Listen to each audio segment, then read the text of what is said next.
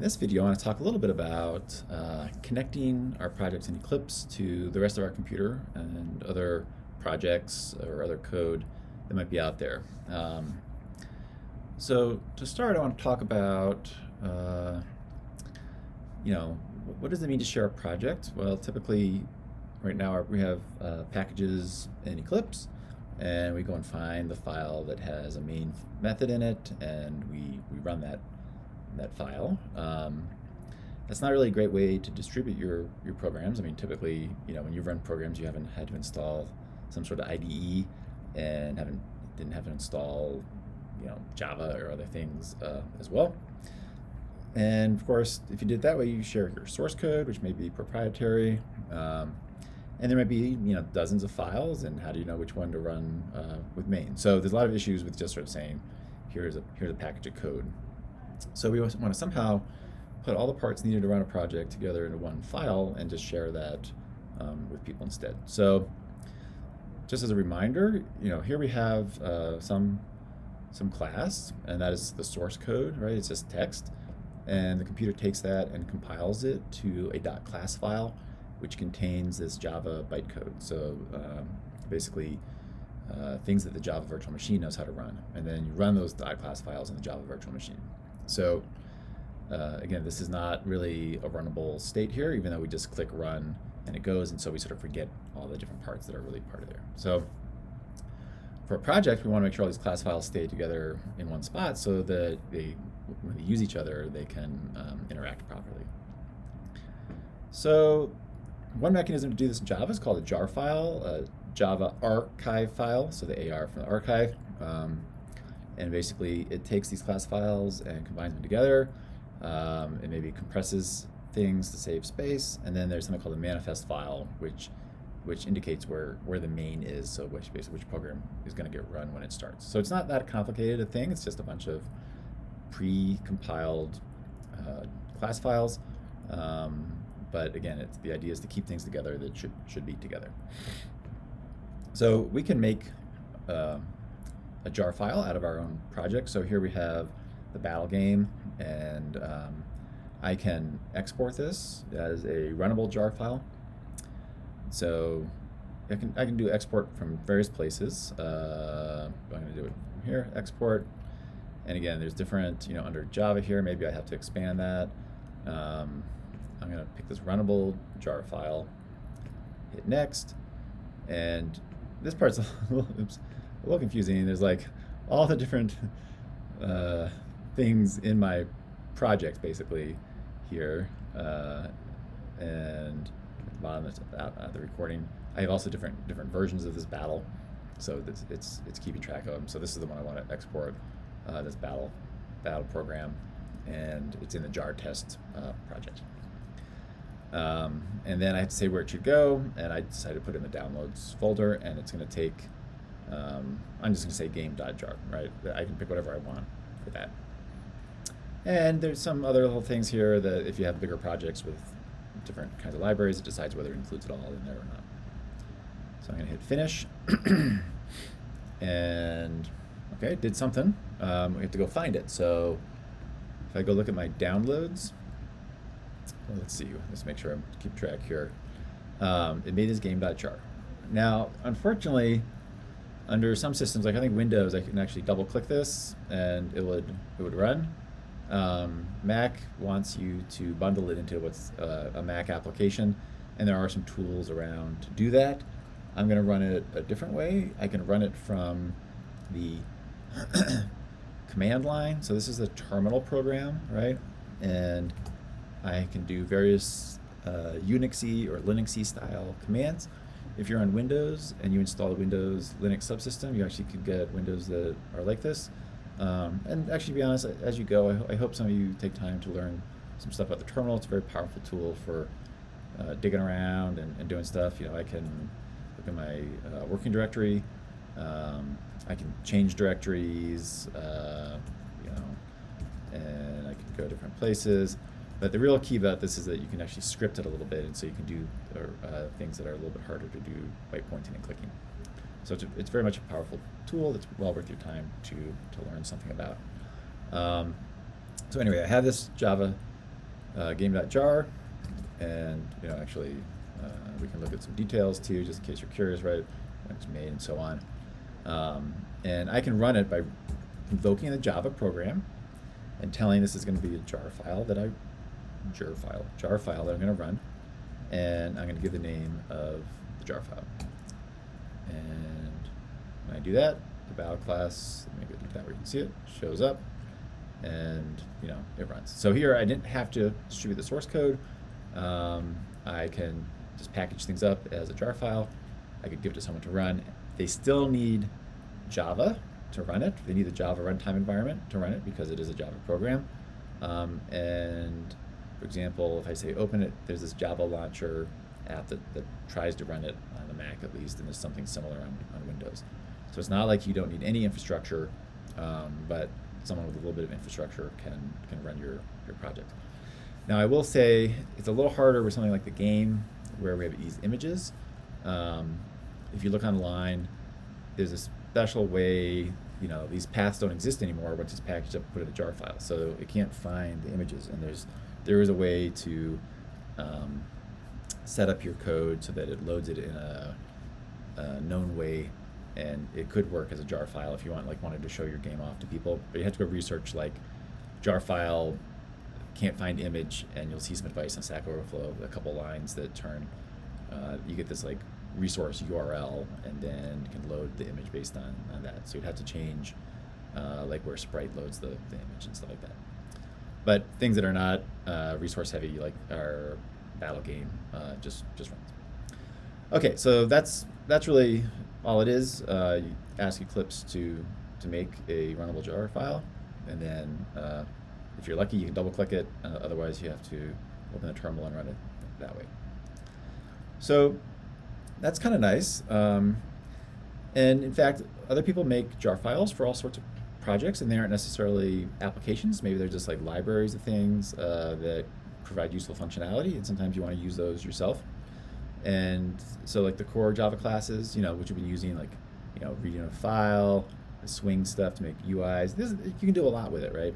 But oftentimes, as you get more specialized, there are things that Java doesn't cover, and you could write it yourself, but it could be very complicated, and it's great to be able to use these external packages. And often they're what's called open source packages, right? People publish them for free use by other people, and people contribute to those things and make them better. And the big ones have very large sets of people working with them and documenting them and kind of taking care of these projects, and they're an important part of programming. So often their package is either just a straight up jar file. So if it's a pure Java project, you can publish it as a jar file, and then we can add it to our own projects and use those classes. Sometimes there are combinations of jar files and what are called native libraries, which are probably packages or library stuff that's classes and things that are compiled in other languages like Fortran or C++, primarily for performance reasons. And then the jar file basically connects that native library to Java. And so you think you're talking about a Java class, but it really is some other kind of code. And those native libraries are more specific to whatever system you're on. So it's a little trickier. You have to sort of figure out how exactly to make it work on your own system. So as an example, let's do an OpenCV example. And we're going to load an image and find the edges in it, which is, again, something that Java doesn't have built in. OpenCV is a really huge package. It's been around a long time. And so there's a lot of information about it, but it's still tricky to use. So let me just show an example of some stuff. Like these external libraries tend to be, they try to be easy to use, but there's so many varieties of how they get used. It's sort of hard, and the documentation sometimes is old, and you're not sure if you're doing the right thing. And then they say there's basically this whole little skill in how to sort of read directions carefully enough to do this. And so, there's this process of going and finding documentation, finding something that looks current and useful. OpenCV is up to OpenCV 4 now. This is for 3, but I'm sort of going to hope that it's right. And notice right away there's a whole bunch of tools you might have to use. And so you're going to open the terminal and you're going to run these commands, right? And You're going to download a lot of things from the internet and install them on your system. And even as part of the process of trying to just get this one thing working, you're going to use a terminal. You're going to get a package manager like Homebrew, or Brew is called. There are other package managers as well. And so at some point you get used to using these things, and they basically download things and make sure the versions are the right versions and so on. Here we're supposed to, for example, edit this sort of installation process. Let me get the editor back up. So for example, I'm following along with these instructions, and then at some point, it says brew, edit, open CV, and also I'm in some editor that I don't even know what editor it is. Up here you can actually see this is what's called a Vim editor, which is a very powerful and feature-rich but sort of lightweight text editor where you can just sort of start editing stuff without having to install a bunch of stuff. And it's telling me to change. Well, let's see. There's all this kind of scary looking stuff, right? It said change this flag. It used to be off, and I have to edit it to be on. And of course, to do that, I actually have to know enough about go figure out how Vim works, right? And I can insert here, and then I can start. It used to be off, and I had to change it to on, and then I have to right quit it. And anyway, you'll find that again, as you progress these more and more complicated projects, there is this enormous number of tools that you have to have at least a passing familiarity with to make progress. Otherwise you get stuck here when it says, hey, edit this and do this, right? And you're just you got to be willing to figure out what's going on, I guess. And it's tough. It's a never-ending battle, I'll tell you. And then we do this install, and when I did it here first, it took an hour to download stuff, and then it didn't work. It said, oh, you need to update your Xcode, which is Apple's development environment. And so I did that, and then I did another hour, and then it said, oh, you need to upgrade this on your Mac. So I did that, and then I did it, and then it didn't work. And here's the other thing. So you read these things, and you sort of skip parts you don't understand. So for example, it says here, please notice this method doesn't work if you update from a previous version. So it didn't work. I sort of ignored it, and then I said, oh, I did have a previous version. So then I had to go through and uninstall it all, start all over again, install it, and then it basically worked. So what you'll find is that you're going to have to be very patient. Some of these take a long time. It takes an hour to cycle through the install process, which is super painful. You're desperate to get this working, and then you just sort of realize that you sort of thought something was unimportant, and people just have one line. It's not big note, pay attention to this, right? And they just say oh, this isn't going to work if you had this here. And I was like, well, I'm going to give it a try anyway, and then it doesn't work, and you have to do it. So you'll find yourself going back and rereading these things and realizing that you really actually do need to pay attention to it. So when this was installed,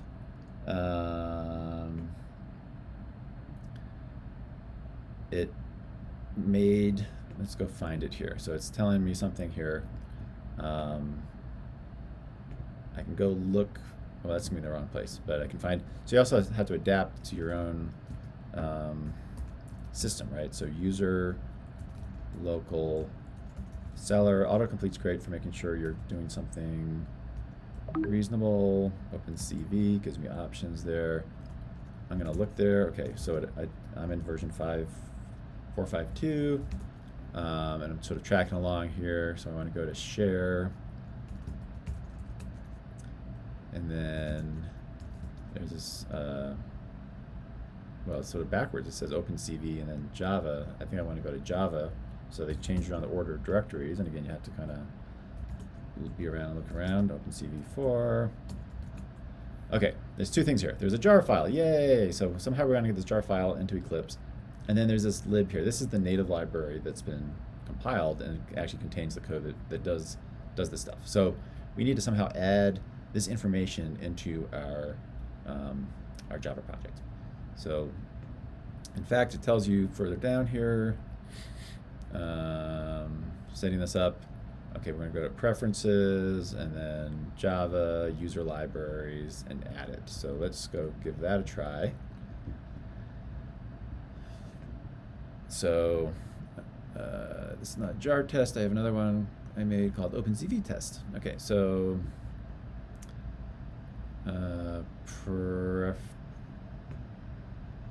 properties. Maybe I'm in the wrong thing here. Let me go back to Eclipse. Preferences. I can't. It's off screen. I'm sorry. Java. Build path. So again, this is where it looks to find things when it's doing a build. User libraries. And I already did a new one, and basically I added a jar to it. I found this jar where it's located. I'd moved it as well. And then I had to find this native library location and add in where that dylib file was as well. Right, so there's all this little fussy stuff, and again, the terminology I know is kind of foreign right now, and I really just kind of want to show that there's this process of instructions, and sometimes you got to just sort of like just concentrate and do what they say, and sometimes you need to adapt it a little bit because it's not quite up to date, and it's a complicated thing to get it working. So here's our OpenCV program, and let's just yeah, we were there. Okay, so that was what does this do? So then I had to find online some demo that basically told me, okay, how do I load an image, right?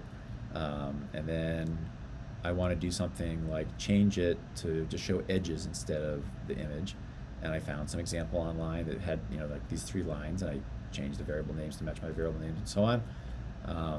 And I had to think about, okay, how am I going to do this all? I'm going to make it on a Java Swing interface, and I'm going to add an action listener. Notice this is from Monday's lecture. This is a anonymous inner class where I just have a pure action perform class, and this is what it does. And if I run this program, you know, okay, I could display an image on a panel, which was nice. I mean, we already know how to do that, but this is using sort of OpenCV's loading image stuff. Oh, and this is I had some example code from someone else, so they were trying to capture from a video camera, and I changed it to find edges, so I hit capture, and it turns it to black and white. It blurs it a little bit, and then tries to find edges. There are a lot of edges in this image, but you can see the arch at least. And so again, this is something I couldn't do very easily with just pure Java, and you know, I could spend a lot of time trying to implement edge detectors, which again, there's a lot of resources. If I wanted to do that, it's fine. You learn something about it for sure. But by installing OpenCV here, I have a huge number of things I can do. OpenCV can detect faces. It can track objects in a scene. So it's a very powerful tool, and this is just a hint of it. But if you want to start getting into like doing like really hard applications that do sort of real things, I guess, you will often want to build on the existing code that's out there. It would take me 20 years to rebuild OpenCV, you know, and do all the things it knows how to do. And instead, I can just figure out I can spend a painful day importing it, and then I can use it, right? So better one painful day than 20 painful years. All right, so this is just a hint of things. As you get through CS, you start doing more and more of this, especially in the big project classes here at the U, which are the 3500, 3505, and then various electives and capstones and stuff like that. But I want you to be aware of, again, there's this whole side of things where you're not just writing your own classes, but incorporating other things and learning how they work as well. All right, thanks.